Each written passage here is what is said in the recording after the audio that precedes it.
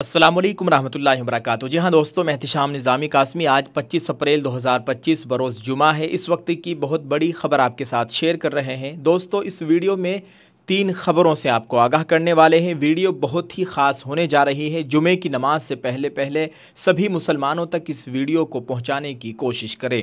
नाज़रीन, पहली ख़बर है, रुकन असम्बली अमीनुल इस्लाम पर पाकिस्तान की तायीद में बयान देने पर गद्दारी का मुकदमा दर्ज हो गया है। दोस्तों, ख़बर आ रही आसाम से।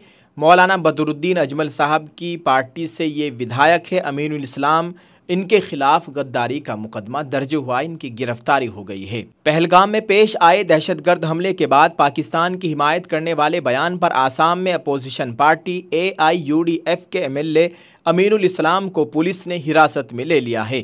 आसाम के चीफ मिनिस्टर हेमंत बिस्वा शर्मा ने बताया कि अमीनुल इस्लाम पर मुल्क से गद्दारी का मुकदमा दर्ज किया गया है।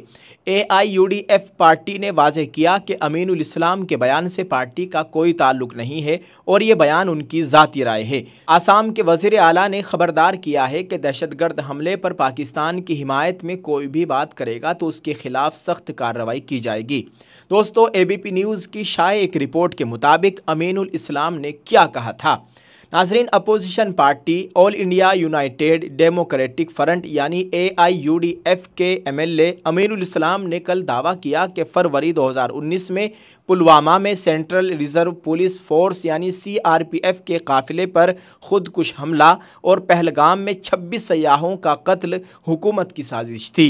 उन्होंने ये बात कही थी। आप इस ताल्लुक से दोस्तों क्या कहेंगे, कमेंट में अपनी राय ज़रूर पेश कीजिएगा। विधायक अमीनुल इस्लाम जो कि मौलाना बदरुद्दीन अजमल साहब की पार्टी से विधायक है, उनके खिलाफ गद्दारी का मुकदमा दर्ज हुआ है। पुलिस ने उनको गिरफ्तार कर लिया है।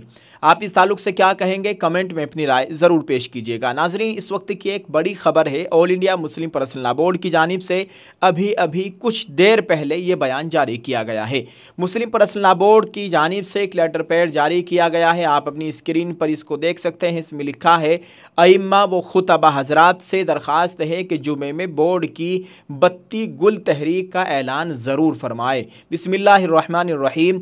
बत्ती गुल तहरीक के ज़रिए वक्फ कानून 2025 के ख़िलाफ़ अपना खामोश एहतिजाज दर्ज कराएं। वक्फ कानून 2025 के ख़िलाफ़ all India Muslim personal law board की हिदायत के मुताबिक पुरअमन एहतिजाज का सिलसिला मुल्क भर में जारी है। एहतिजाज का एक राइज तरीका थोड़ी देर के लिए रोशनी बुझा देना भी है। ये एक अलामत है कि हम जुल्म के ख़िलाफ़ हैं, हम बेदार हैं और अपने हक़ के हुसूल के लिए जिद्दोजहद के लिए पूरी तरह तैयार हैं। बत्ती बुझाना कोई बुज़दिली नहीं, बल्कि इस बात का अज़्म है कि हम आगे बढ़ेंगे और जिद्दोजहद को जारी रखेंगे।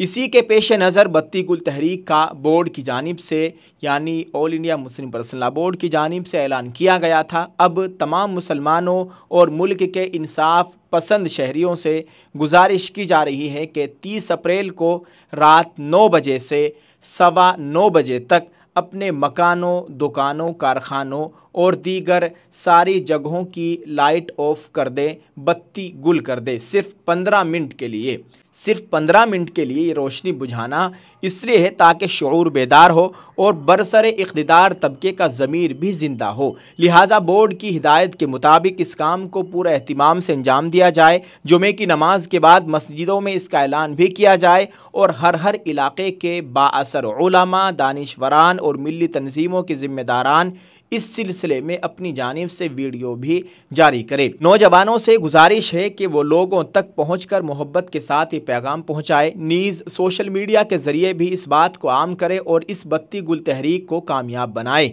यह बत्ती गुल तहरीक इस बात का अलामती इजहार होगी कि वक्फ कानून 2025 हमारे लिए नाकाबिल कबूल है और इस बात का मुतालबा भी कि हुकूमत इस कानून को वापस ले। हमें उम्मीद है कि मुल्क के तमाम इंसाफ पसंद बाशिंदे इस बत्ती गुल तहरीक में पूरी दिलचस्पी से हिस्सा लेंगे बिइज़्निल्लाह। दोस्तों, आप इस खबर के ताल्लुक से क्या कहेंगे, कमेंट में अपनी राय ज़रूर पेश कीजिएगा। ये काम 30 अप्रैल 2025 रात 9 बजे से 9:15 बजे तक करना है। 9 बजे अपनी बत्ती गुल कर देनी है, लाइटें बुझा देनी है और 9:15 बजे तक ये अमल करना है और ये एहतिजाज एक खामोश एहतिजाज दर्ज कराना है। ये मुस्लिम पर्सनल लॉ बोर्ड की जानिब से अपील की गई है। आप इस ताल्लुक से क्या कहेंगे? कमेंट में अपनी राय ज़रूर पेश करें और इस पैगाम को दूसरे लोगों तक पहुँचाए। नाज़रीन, एक और ख़बर है। हैदराबाद लोकल बॉडी MLC इंतखाबात में मजलिस इत्तेहादुल मुस्लिमीन ने अपना कब्ज़ा बरकरार रखते हुए शानदार कामयाबी हासिल की है। मजलिस के उम्मीदवार मिर्ज़ा ज़ियाउल हक हसन ने BJP को शिकस्त देते हुए कामयाबी दर्ज की है।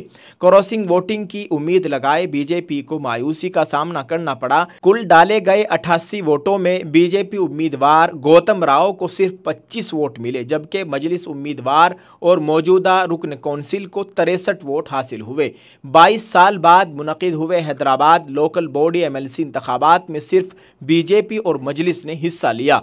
BRS और कांग्रेस जैसी बड़ी पार्टियां इंतखाबी मुकाबले से दूर रही। इंतखाबात इस माह की 23 तारीख को हुए थे, जिनमें मजमूई तौर पर 112 वोटर्स में 88 ने हक़ राय दही का इस्तेमाल किया। दोस्तों, ऑल इंडिया मजलिस इत्तेहादुल मुस्लिमीन के MLC ने कामयाबी हासिल की है। BJP उम्मीदवार को हार का सामना करना पड़ा है।